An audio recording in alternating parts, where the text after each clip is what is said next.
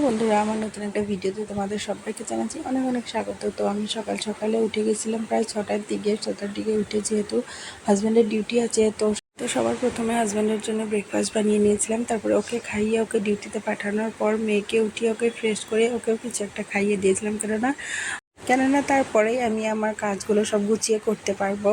তারপরে মেয়ে খেলা করছিল আর আমি এদিকে ভালো করে ঝাড়ু পোছা করে তারপরে ওয়াশিং মেশিনে কাপড়গুলো দিয়ে দিয়েছিলাম। কাপড় দিয়ে চলে গেলাম মেয়েকে স্নান করাতে, কেননা মেয়েকে স্নান করাতে করাতে তখন কাপড়গুলো ওয়াশ হয়ে যাবে। আর এদিকে দেখো, মেয়েকে স্নান করিয়ে এনে ও এরকমই করে, যখনই ওকে কিছু একটা করতে নিই এদিকে ওদিকে ভাগাভাগি করে। তো যাই হোক, আজকে তো বৃহস্পতিবার ছিল যেহেতু, আর তাতে একাদশীও ছিল।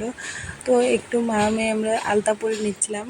আমার না আলতা পরতে খুবই ভালো লাগে, কেননা এখন সময়ের জন্য সব সময় পড়া হয় না। ওই আর কি কিছু মানে পুজো টুজো থাকলে কিংবা একাদশী থাকলে বৃহস্পতিবারে চেষ্টা করি একটু পড়ার জন্য, পড়ি আর কি।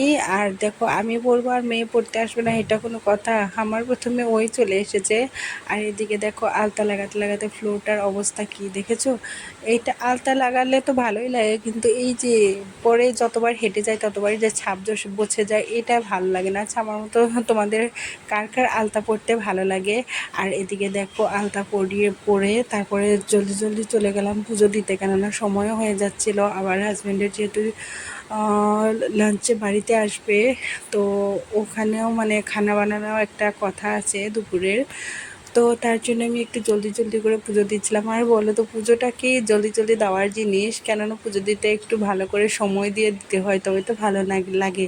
কিন্তু যেহেতু আজকে একাদশী, তো আর আমার মোহনটাকে আমি স্নান করিয়ে দিচ্ছিলাম, কেননা একাদশীতে কিছু তিথি থাকলে সেমন মানে স্নান করায়।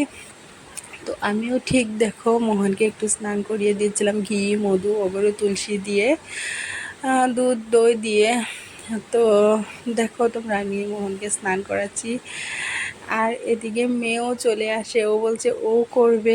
ও তারপর ওকে ছোট্ট ছোট কৃষ্ণ ঠাকুরটা দিয়েছিলাম, আর ও দেখো স্নান করিয়ে গামছাটা দিয়ে মুছিয়ে দিচ্ছে। আর এদিকে দেখো আমাকে দিয়ে দিচ্ছে এখন।